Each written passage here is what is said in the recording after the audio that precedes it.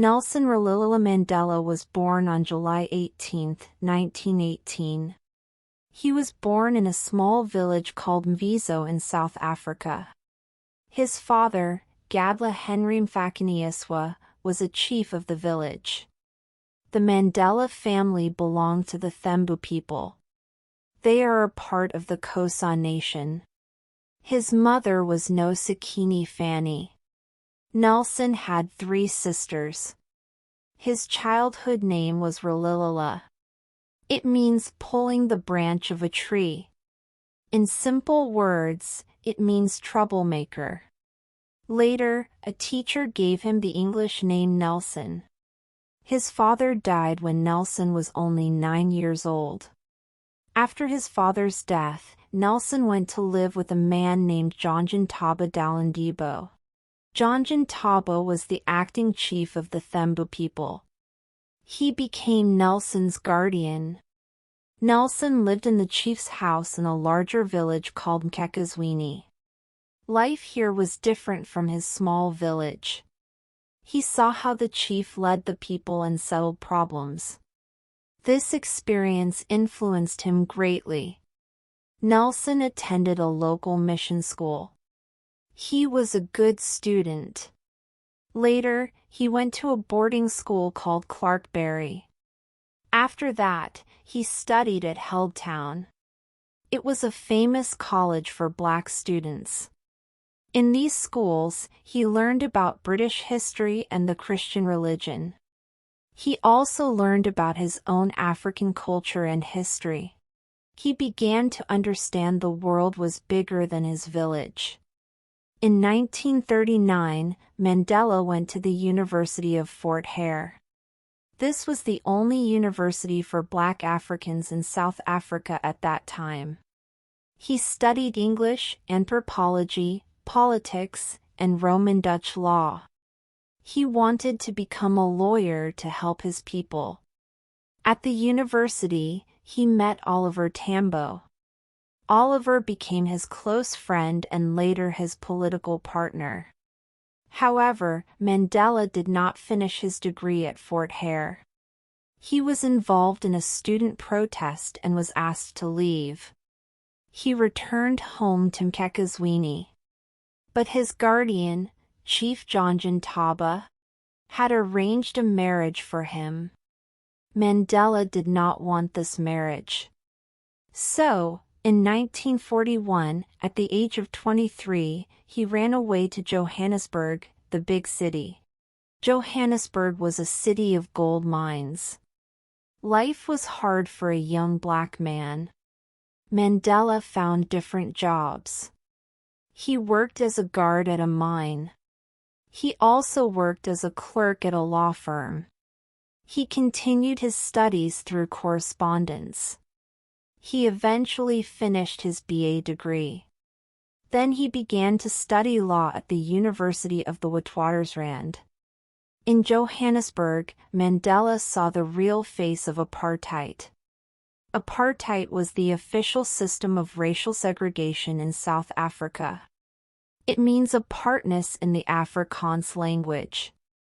The government, run by the white minority, made laws to separate white people from non-white people. Black people, like Mandela, had fewer rights. They could not vote. They had to carry special passes. They lived in poor areas called townships.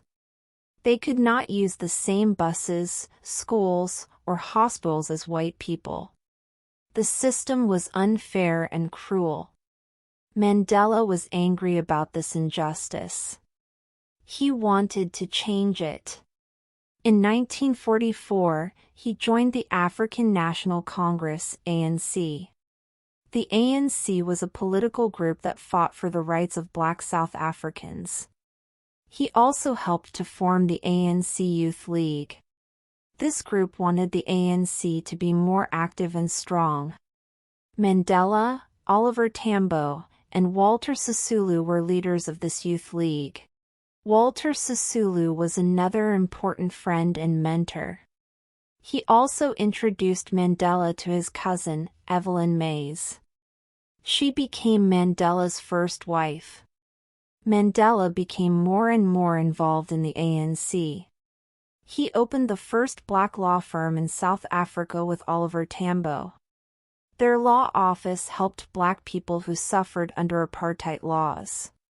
Mandela's work as a lawyer made him see the daily suffering of his people.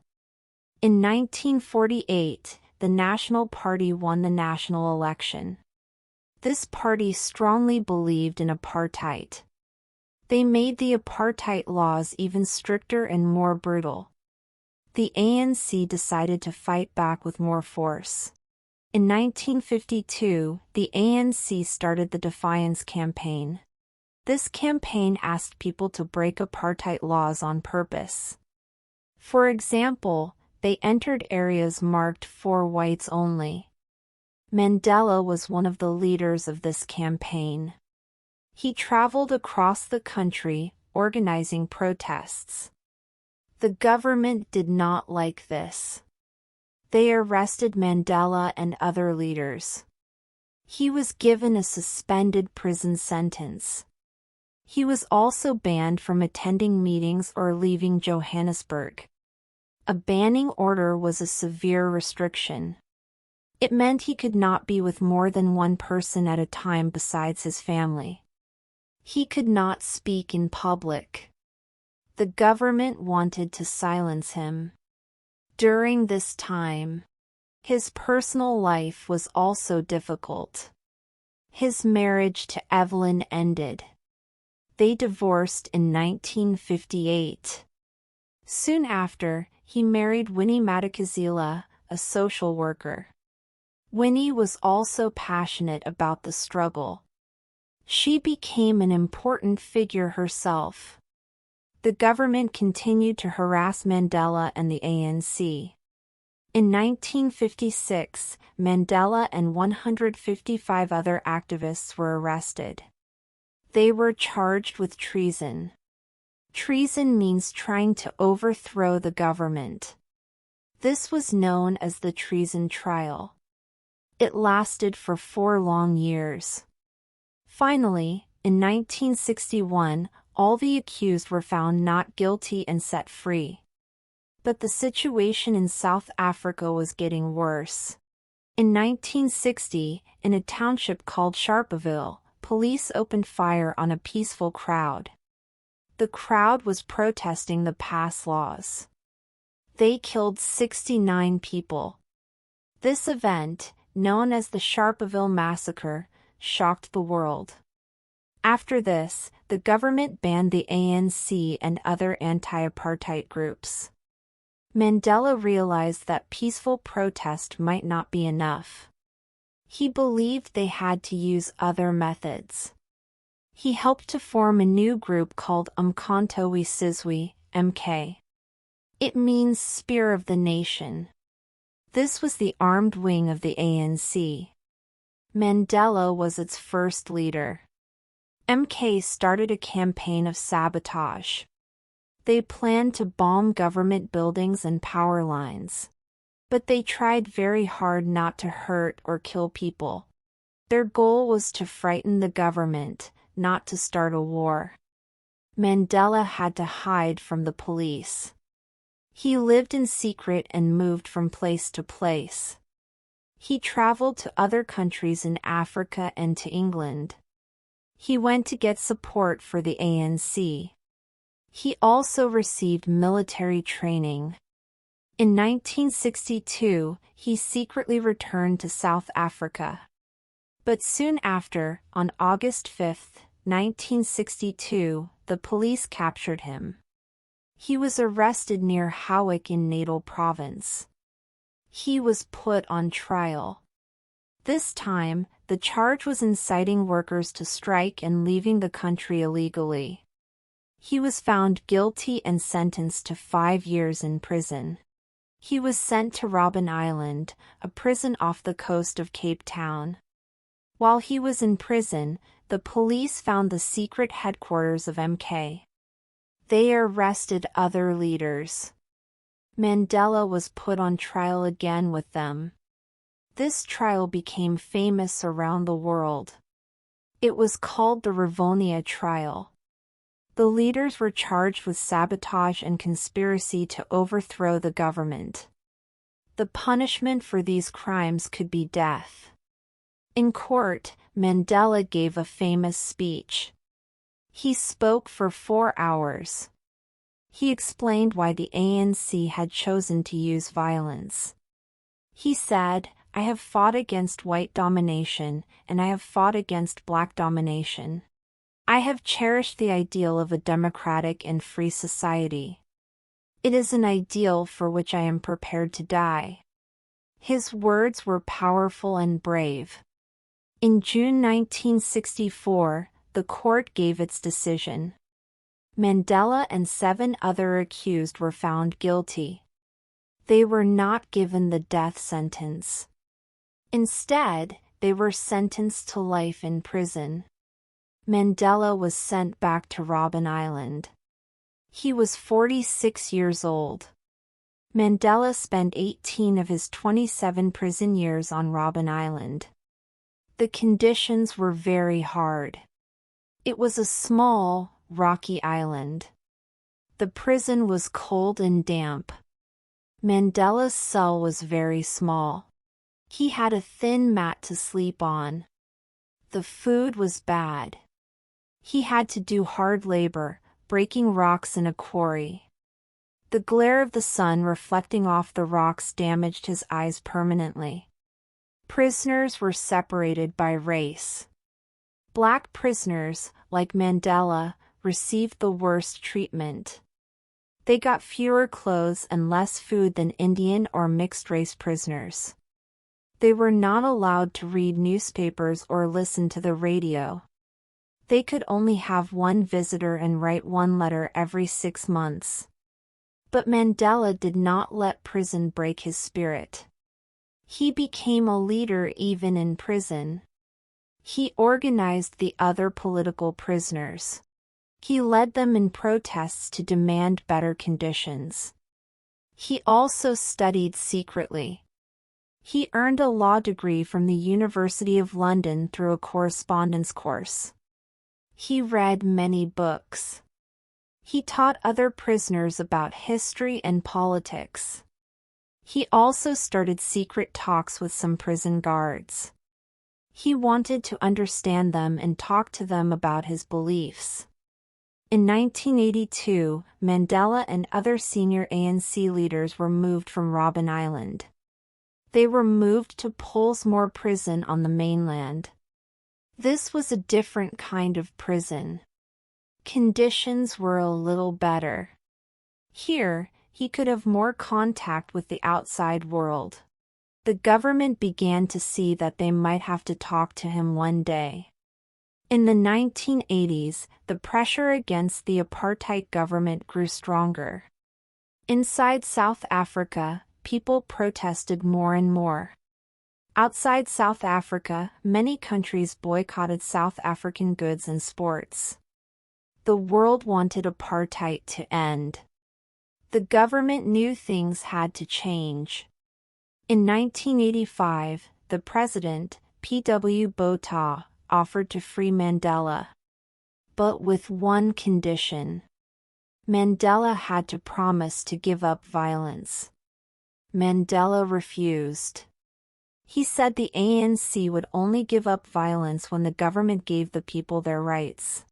However, secret talks had already begun. In 1988, Mandela was moved to a house inside a prison called Victor Verster. He lived here alone, with his own cook. It was more comfortable. These talks became more serious.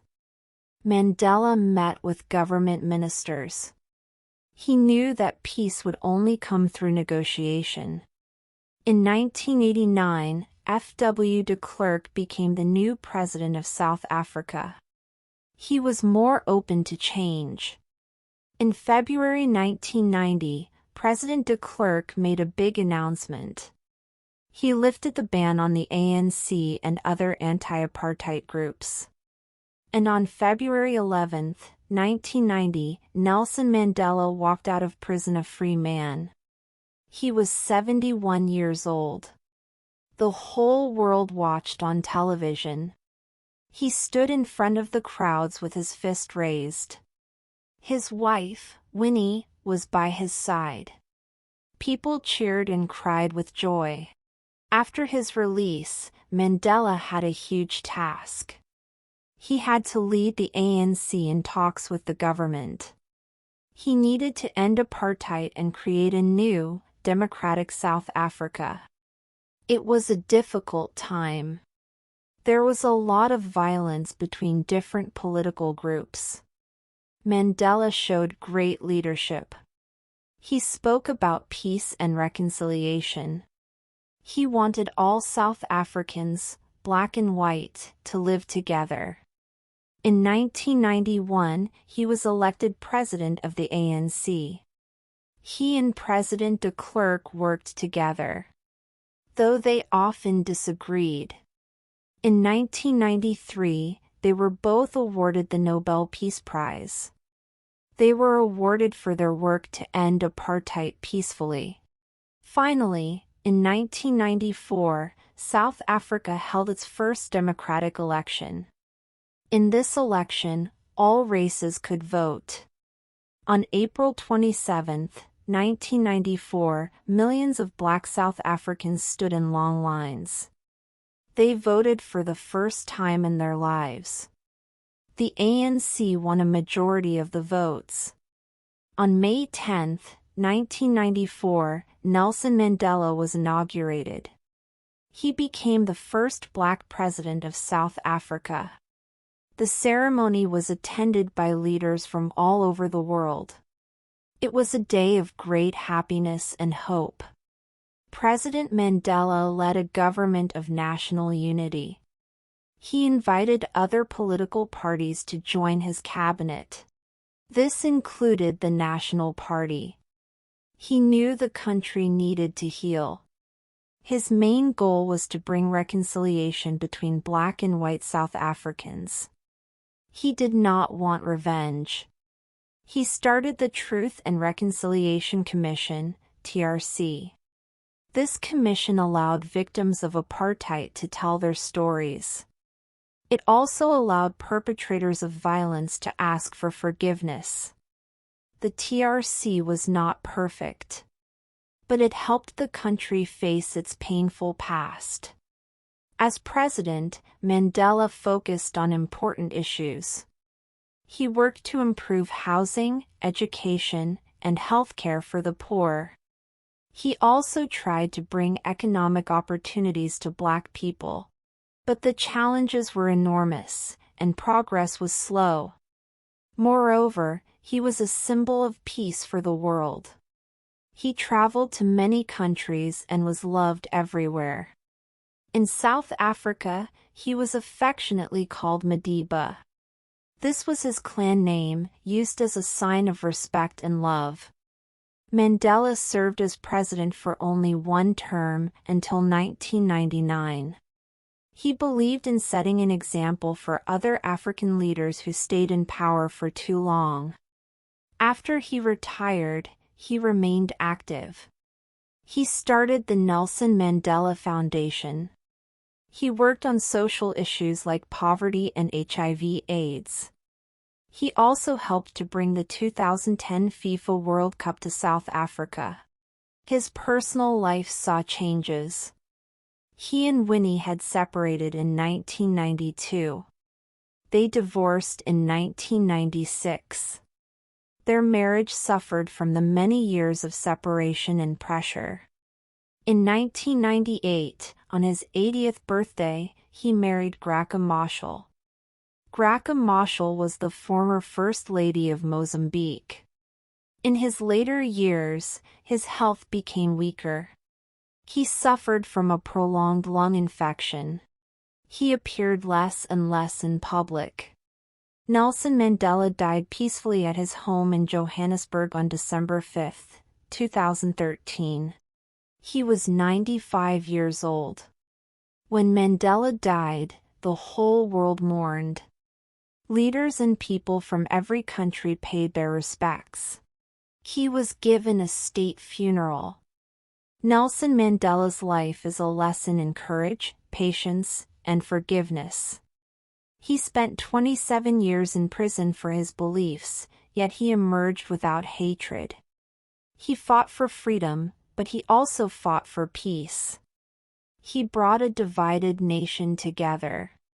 He showed that one person can make a difference. He is remembered as the father of democratic South Africa. His life reminds us that justice and equality are worth fighting for. It reminds us that peace is possible even after great conflict. He remains one of the most respected and loved figures in history.